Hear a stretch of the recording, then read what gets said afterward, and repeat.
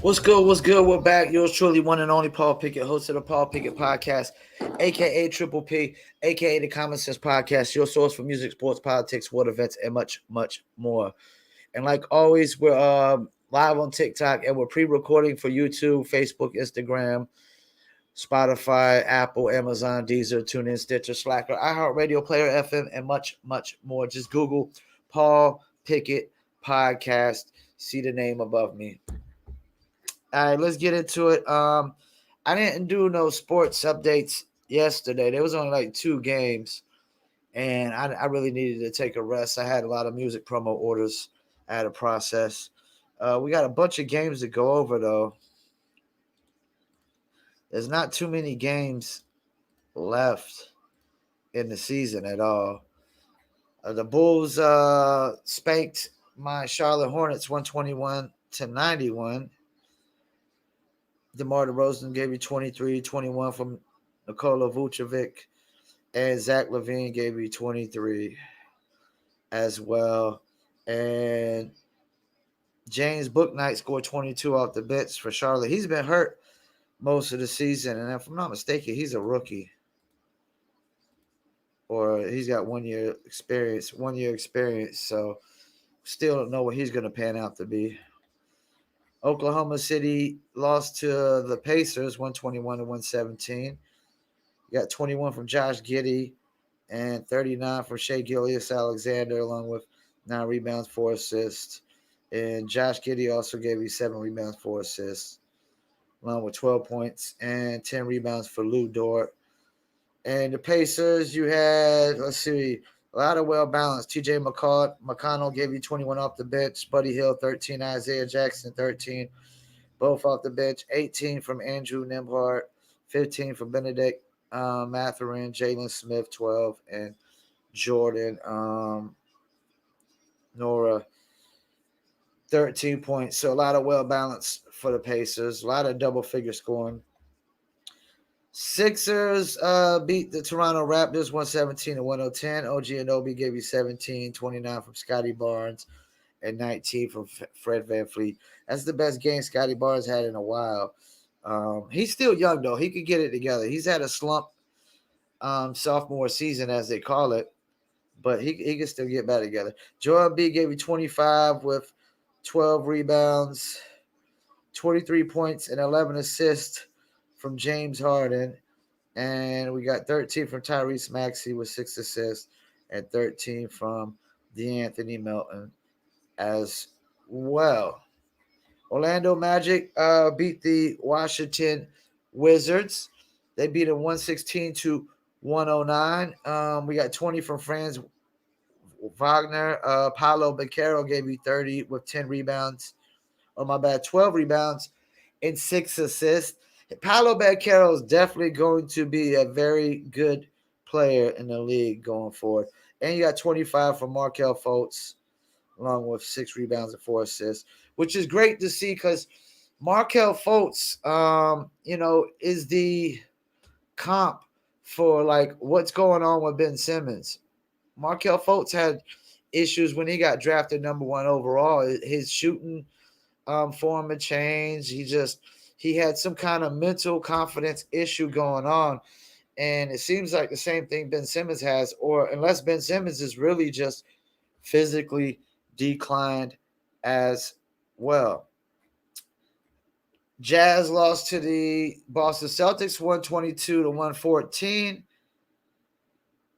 You got 20 from Walker Kessler and 28 from Talen Horton-Tucker, who put up a big game the other night as well.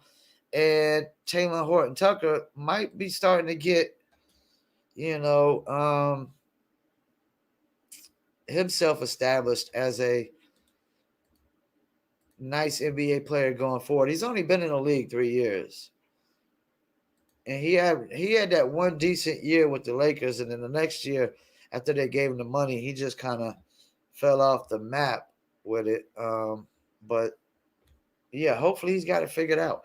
Boston Celtics, Jaylen Brown gave you 12, 39 from Jason Tatum, 17 from Derek White, 14 from Marcus Smart.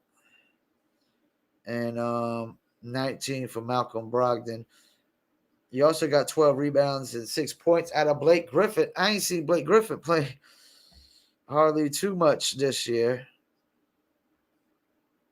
And that's the thing, man. The Celtics, Blake Griffin, man, he's definitely been championship chasing the last couple of years. Like when he went to Brooklyn, I think everybody thought Brooklyn was going to be in the NBA Finals with Kyrie, James Harden, and Kevin Durant, and all the other players that they had to go along with it as well. Like all the veteran pieces they had. All right, I got a few more games you got to pull up here. And oh man, actually a lot more than a few. There's a lot of games last night. There was a lot of games last night. Atlanta lost to the Nets 124 to 107. I've been predicting ever since Mikal Bridges went to the Nets that he'll get to 20 points a game before the season's up. They only got a so many games left, just a few games left. But this bodes well for me because Bridges drops 42 on the Hawks. 42 on the Hawks. I said that he's going to get to 20 points a game before the season's up. And it's the best thing to happen to Mikal Bridges. It was going to the Nets because now he's not fourth fiddle. He's the guy. Let's see what the Hawks gave you. 16 from Sadiq Bey, 20 from DeJounte Murray, and 10 from Trae Young. Atlanta Hawks are a disappointment, man. They are a complete disappointment. I mean, this is the problem though when you trade you trade for the sorriest team in the league's best player. The sorriest team in the league's best player isn't necessarily like a all-star or a superstar or a guy that really contributes to winning basketball. Because guess what? Somebody's got to be the leading scorer for the worst team in the NBA. Brooklyn Nets, you got 16 from Cameron Johnson, Tar Heel. Dorian Finney-Smith gave you 19. 14 from Nick Claxton. 42 from Bridges. I'm calling it right now. 20 points a game. Bridges. I got it. 20.1. 20.1. Paul Stradamus got it right. Bridges hit 20 points a game before the end of the season. He was just at 19.8. That 42 put him over the hump. 20.1. Man, I'm calling it right now, man. Bridges is going to go to 20.5 a game before the season's up. I'm calling it. Fourth year in the league. Damn, I wish Charlotte Hornets had Mikal Bridges. I like Bridges, man. What's not to like about Bridges? What's not to like? Damn, but I caught it. Yeah, he got the 20 points a game, man. You know, so it's crazy. All right, let's see what other games we got here. We got Knicks beat the Cavs, and this is a big win for the Knicks, I would say. Brunson put up a career high 48. That's another cat that, man, Jalen Brunson, the Knicks had it right. I guess because his father being over there had it right. Dallas had it wrong on this one. Dallas should have gave him the money early when they could have gave him the money. They'd still have him under contract, and they'd still have, they'd probably be a lot better right now. But Jalen Brunson has stabilized the Knicks.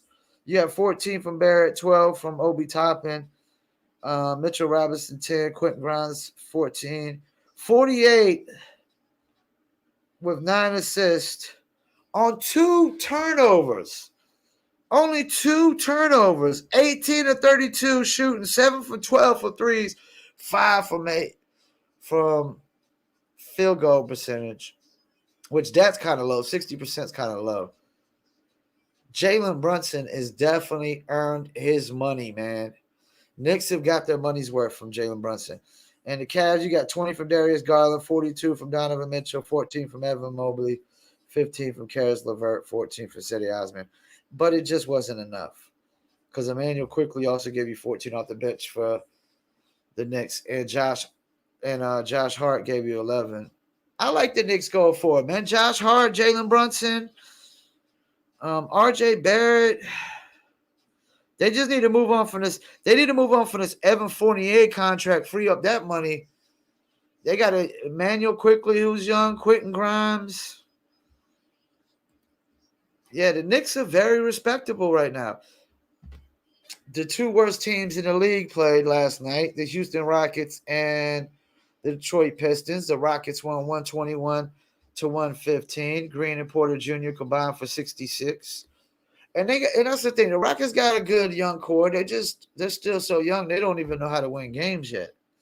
You got 21 for Marvin Bagley, who's playing for something. Jaden Ivey, 18. Ever since I've been looking over these box scores on this podcast and doing it every morning, Jaden Ivey's been pretty much balling out.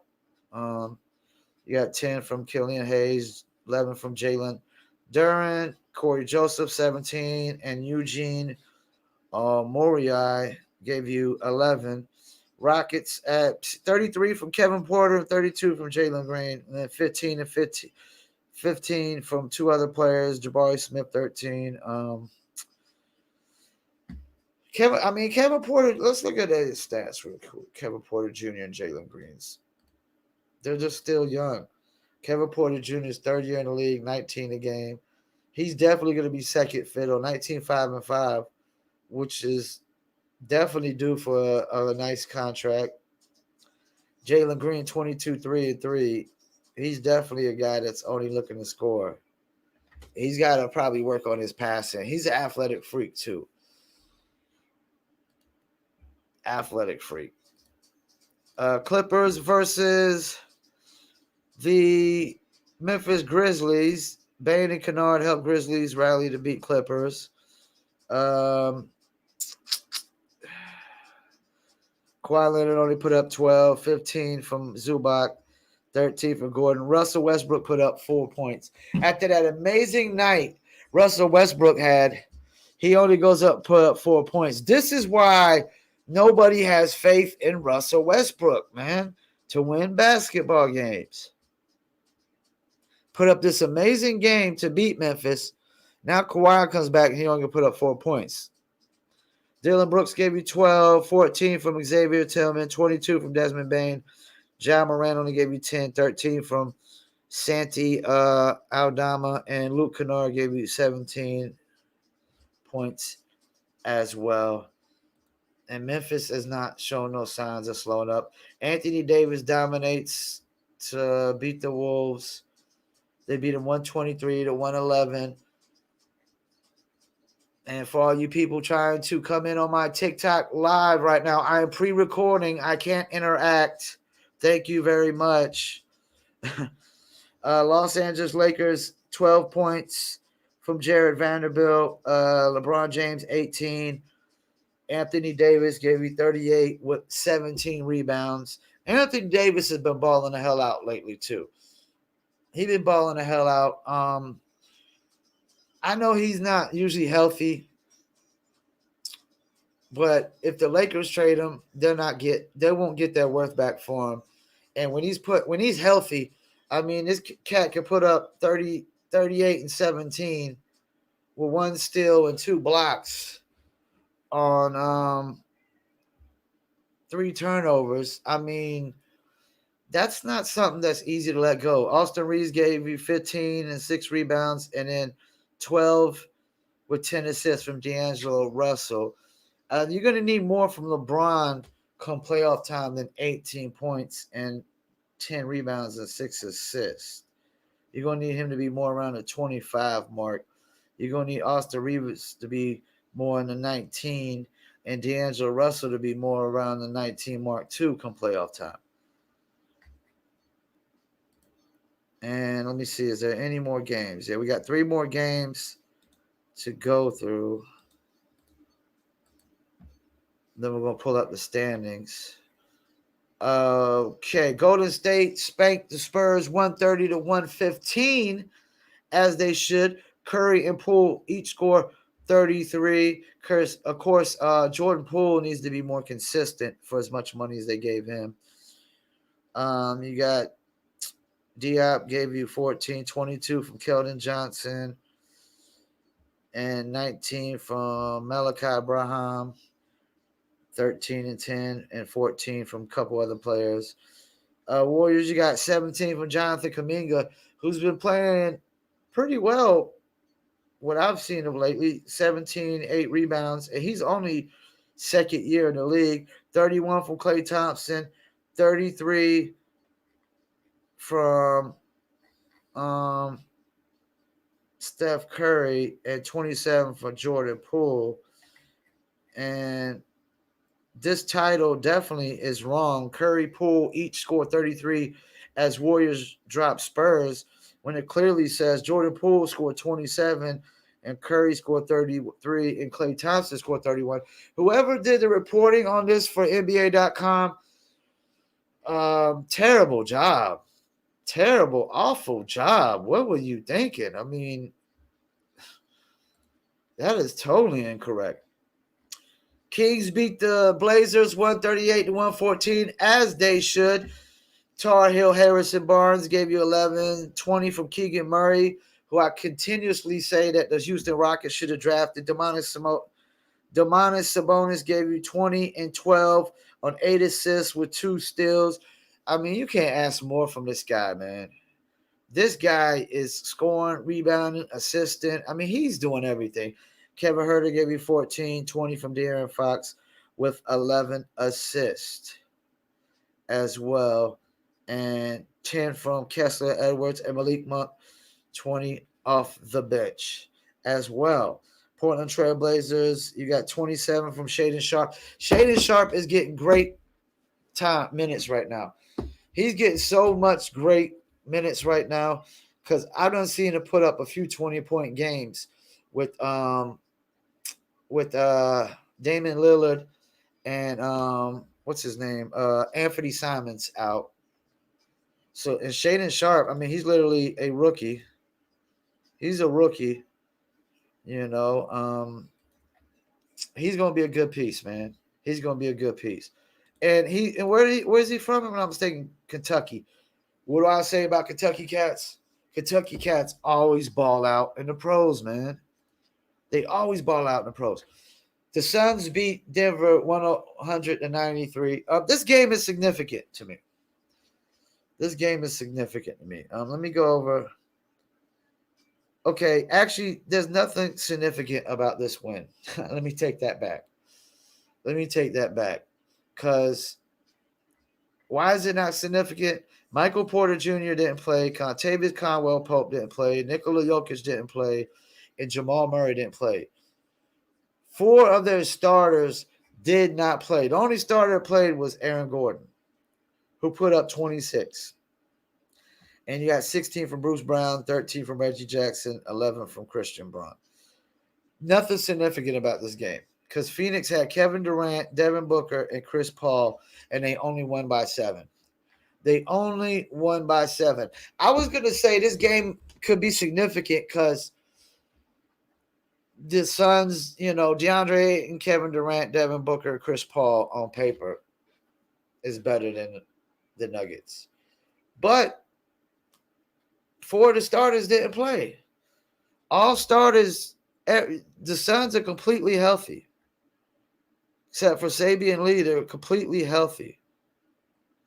They got Terrence Ross, Bismack Biyombo, Cameron Payne, Torrey Craig, TJ Warren off the bench, which is, if it was TJ Warren in a bubble, hey, that'd be really worth it. Terrence Ross probably needs to get more PT than Bismack Biyombo and these other cats, but they're giving a ton of minutes to the starters. Chris Paul played 33 minutes. He only had 5 points, but he had 13 assists, 6 rebounds. Booker gave you 27. Durant gave you 30. DeAndre Ayton was 8 and 10. And it's not going to be like that every game for the Suns. I wanted to say the Suns will come out the West based on this game, but I can't say that now. I don't know, man. I don't know who's going to come out the West. It's like, it's still a mystery.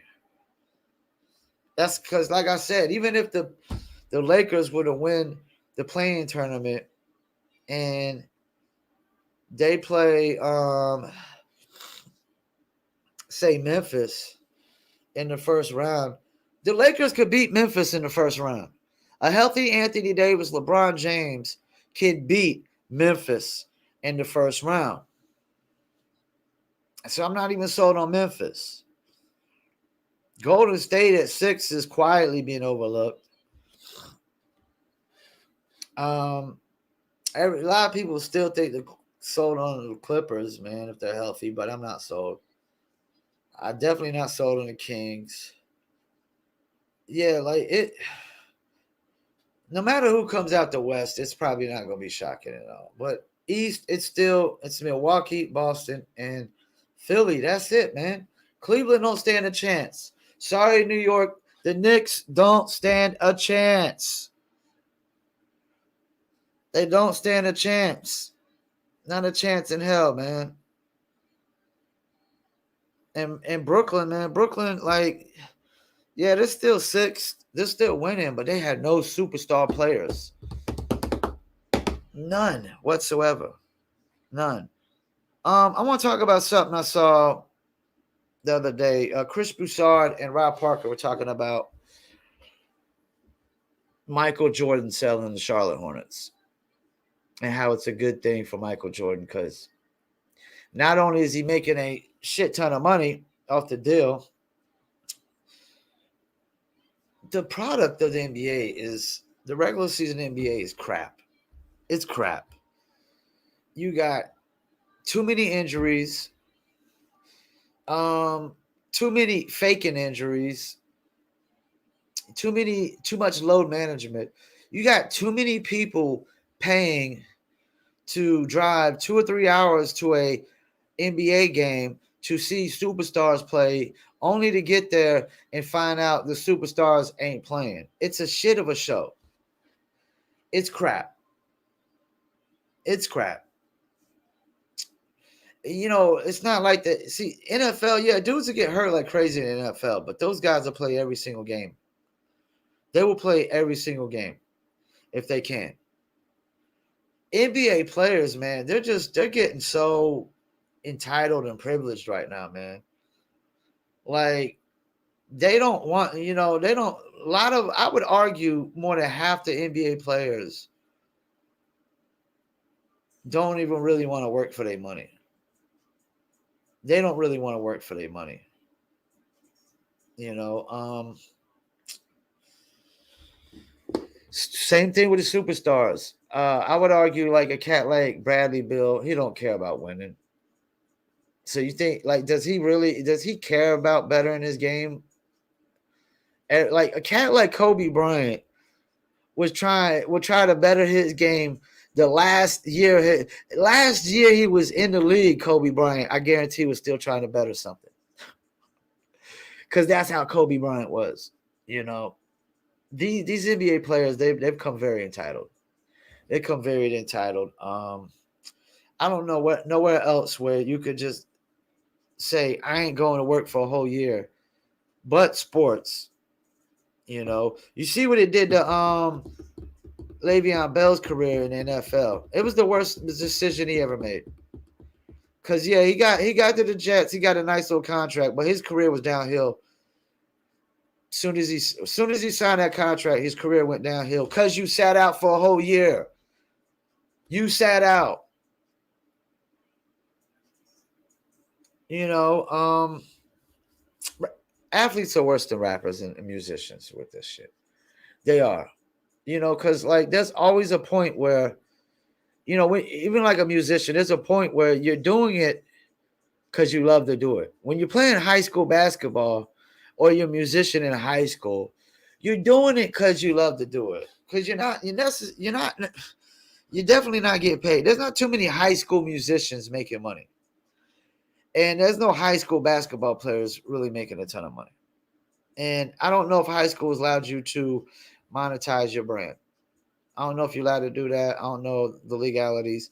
The NCAA used to not let you do it. Now you can monetize your brand however you want to. You know what I'm saying? And whatnot. But at some point, you were doing it just for the love and just because you love to do it. And then when the money comes in, you're like, oh, you get so greedy, you don't even love it no more, apparently, that you want to sit out for a whole year. And you want to blame, your team for you sitting out a whole year when you're the one that clearly shrunk. You're the one that clearly shrunk under fear, you know. So, yeah, I mean, it's just NBA players are becoming entitled, and athletes in general. Like you have one good year and they think they should get the bag. One good year? No, we got to see it 2 years straight, 3 years straight. Everybody can have one good year. Anybody can have one amazing year. I've seen plenty NBA players have one amazing year in their career, and that was it. That was it. So like this idea we're gonna give you the bag because you did it 1 year. It's bogus, man. It's bogus. And these cats like Ben Simmons, they're screwing up the game, man. They're screwing up the game because you get paid $40 million to do what exactly? Nothing. Nothing. Even like John Wall, he like literally he let the Houston Rockets talk him into sitting out for a whole year. While you made $40 million, and then you wanna act like you can come back and contribute. You ain't got shit to contribute, John Wall. You're on your way out the league because you didn't take it serious enough. You didn't love it as much as you claimed you loved this. You were in it for the money the whole time. Because once greed takes over, you're just in it for the money, man. And that's that. So Michael Jordan, it's smart for him to sell the NBA, his team right now, because he's going to make a ton of profit. And right now, the NBA is a crappy product. It's a terrible product. I would never buy it. I would not waste my money on one single NBA ticket whatsoever, unless it was a playoff game where I know that everybody's going to play injured or not injured, unless they look, it's just the most serious injury ever and they can't even walk. But playoff time, dudes are playing through injuries. Regular season, it's a shit show. It's crappy. You buy a ticket, you go, and LeBron James and Anthony Davis ain't even at the game. So I'm going to pay all this money to go watch D'Angelo Russell and Austin Reeves. Man, get the hell out of here. That's a crappy product. NBA is a crappy product right now. Plain and simple, man. I'm with Broussard and Rob Parker on this. Smartest thing for Jordan to do.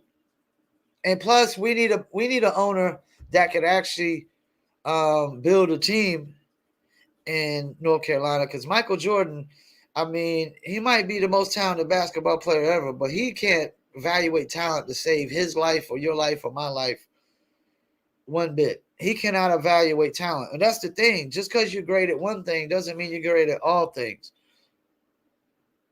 Everybody can't be good at all things. We can't be all things. So, yeah. Once again, I want to thank you for tuning in, Paul Pickett Podcast, and I'm out.